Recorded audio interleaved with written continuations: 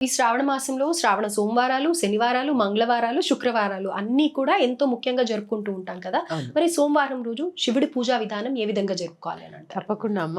తెలుసుకోవాలి కూడా అందరూ. ఎందుకంటే కనకధార స్తోత్ర పారాయణ ఎప్పుడైనా చేశారా మీరు? పారాయణ అని కాదు, మామూలుగా వింటూ విన్నారు కదా! ఉన్నా. అందులో బిల్వాటవి మధ్య లసత్ సరోజే అని ఒక శ్లోకం ఉంటుంది. హ్మ్. అంటే బిల్వ వృక్షం యొక్క మధ్యలో ఉంటుందట లక్ష్మీదేవి. హ్మ్. బిల్వ వృక్షం యొక్క మధ్యలో లక్ష్మీ స్థానం. ఆ బిల్వాన్ని తెచ్చి శివుడికి సమర్పిస్తే అది శివుడికి చాలా ఇష్టమైనది బిల్వం. హ్మ్. అంటే త్రిగుణాలు, త్రిమూర్తులు, త్రినేత్రుడు అన్నీ ఉన్నాయి. ఈ మూడులో చాలా ఉన్నాయి. ఈ బిల్వం కనుక శివుడికి సోమవారం నాడు అభిషేకం చేసి ప్రదోష కాలంలో ఈ బిల్వాన్ని సమర్పిస్తే ఆ ఇంట దరిద్రం అనే మాట ఉండదు. హ్మ్. ఎందుకంటే ఐశ్వర్యం అంతా కూడా శివాధీనం. హ్మ్. ఎందుకంటే నేను చాలాసార్లు చెప్పాను, చాలా అవునమ్మా. వీడియోస్లో విన్నారో లేదో, అవును. విభూది అనే మాటకి అర్థమే సంపద. మనం పోయినసారి మాట్లాడుకున్న సందర్భంలో కూడా మీరు చెప్పారు. చెప్పారు. ఇది విభూది అంటేనే సంపద. సంపద అంతా కూడా నా దగ్గరే ఉందని చెప్పడానికి సంకేతంగానే ఆయన విభూది రాసుకుంటూ ఉంటారు. చాలామంది స్త్రీలకి ఇంకో అపోహ కూడా ఉంటుంది, విభూది ధరించకూడదు అని చెప్పి అపోహ కూడా ఉంటుంది. అసలు మన నుదిటి రాత మార్చేదే అమ్మా.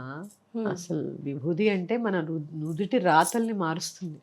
ఆయన ఆ త్రిపుండ్రాలు కనుక ధరిస్తే ఏ మగవాడైనా నుదిటి రాత మారిపోతుందమ్మా. ఎట్లాంటి దోషాలున్నా మార్చేటటువంటి శక్తి ఆ విభూదికి ఉంటుంది. హ్మ్.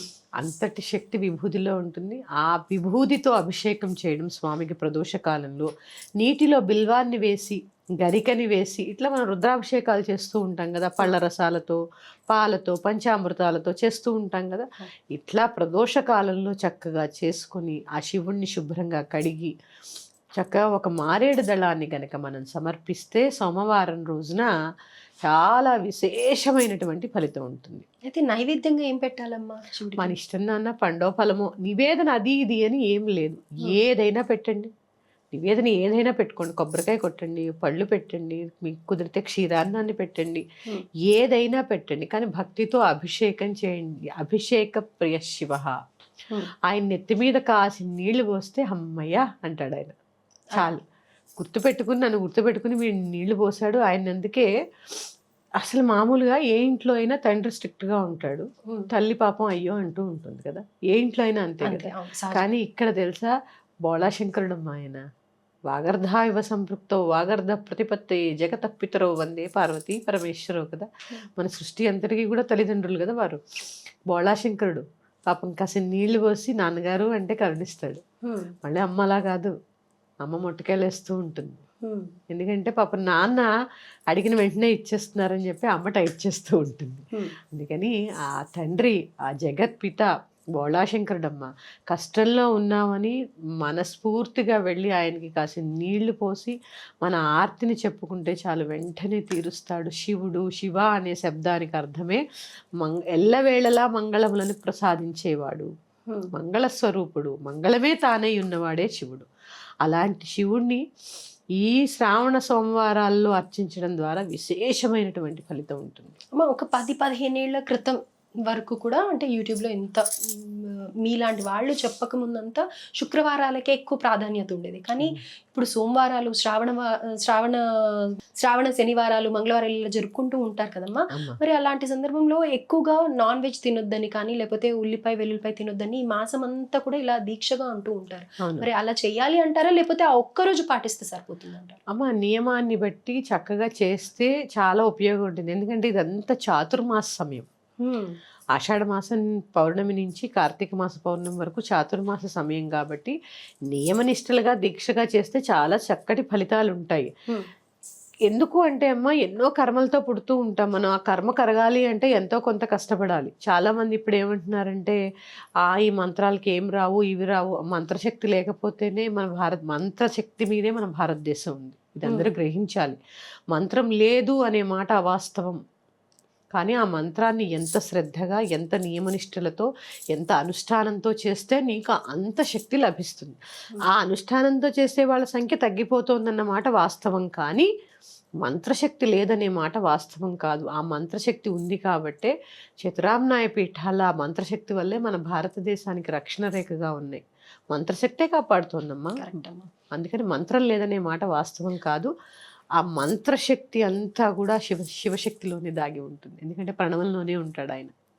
అందుకని చక్కగా అభిషేకం చేసుకుని, ఇంకా మనకి తక్కువ కానీ మీరు అడిగారు ఇట్లా నాలాంటి వాళ్ళు చెప్పడం బట్టే ఎక్కువైందని. మామూలుగా అమ్మ మనకి తక్కువ కానీ నార్త్ సైడ్ అంతా కూడా ఈ శివుడు శ్రావణ మాసంలోనే ఆలాహలాన్ని స్వీకరించాడని చెప్పి వాళ్ళు నమ్ముతూ ఉంటారు. వాళ్ళు ప్రత్యేకించి శ్రావణంలో శివారాధన చాలా చేస్తారు, శివాభిషేకం చాలా ఎక్కువ చేస్తారు. కార్తీక మాసంలో మనం చేసుకుంటే శ్రావణ మాసం అంతా అక్కడ వాళ్ళు చేస్తారు. వాళ్ళకి ఏంటంటే హరుడు ఆలాహలం మింగినటువంటి సమయం అని చెప్పి వాళ్ళు నమ్ముతారనమాట. అందుకే శివారాధన అంటే ఎవరైనా చేయవచ్చు. ప్రత్యేకించి శ్రావణ మాసంలో శివారాధన అనేది చాలా విశేషమైన ఫలితాన్ని ఇస్తూ ఉంటుంది. అలాగే ఇంకొకటి ఏంటంటే అమ్మ, ఆర్థిక ఇబ్బందులు ఉన్న వాళ్ళకి లక్ష్మీ అనుగ్రహం కావాలి, శివానుగ్రహం కూడా కావాలి. దానికి సంకేతంగా కూడా ఈ శ్రావణ మాసంలో శివారాధన చేస్తూ ఉంటారు. మీరు ఎన్నోసార్లు చెప్తూ ఉంటారు, అటు అమ్మవారిని సేవించినా అటు అయ్యవారిని సేవించినా కానీ ఇద్దరు ఒకరి మీద ఒకరు ప్రేమ భావంతో ఉంటారు కాబట్టి ఇద్దరు ప్రసన్నులు అవుతూ ఉంటారు అని చెప్తారు. కాబట్టి ఇది ఒక అద్భుతమైన మాసంగా భావించవచ్చు ఇద్దరిని ఒకటేసారి ఆరాధించడం. ఆవిడ సోముడి యొక్క చెల్లెలు. మరి అన్నగారు వరవి ఆయన దగ్గరే ఉంది, చెల్లెలు మనకు అనుగ్రహించి ఇవ్వాలి. ఇక్కడ ఇందులో ఇంకో కిటుకుంది తెలుసా అమ్మ, ఈ శ్రావణ మాసంలో మనం అర్చిస్తున్న దేవతలు మహాలక్ష్మి, శివుడు, విష్ణుమూర్తి. ఐశ్వర్యం అంతా ఆయన దగ్గర ఉంది. ఆయన ఏం చేస్తారు, చెల్లెలకి ఇచ్చాడు ఇమ్మని, సో ఆవిడ మనకి ఇస్తూ ఉంటుంది. ఈవిడకి ఒకరోజు అడిగిందట విష్ణుమూర్తిని, స్వామి పాపం నా బిడ్డలందరూ ఇబ్బంది పడుతున్నారు, అందరికీ ధనాన్ని ఇస్తాను నేనని అడిగిందట. అంటే విష్ణుమూర్తి అన్నాడట, సరే బాధ పెట్టకూడదు ఆవిడని, సరే నీకు ఏది చేయాలని ఉంటే అది చెయ్యి, కానీ వాళ్ళ యోగ్యతను బట్టి వాళ్ళ దగ్గర ఎంత ఉంచాలో ఎంత తీసుకురావాలో ఆ బాధ్యత నాది అని చెప్పాడట. అందుకే ఆ లక్ష్మి ఎంత ఇచ్చినా అది నిలబడాలంటే విష్ణు అనుగ్రహం కావాలి.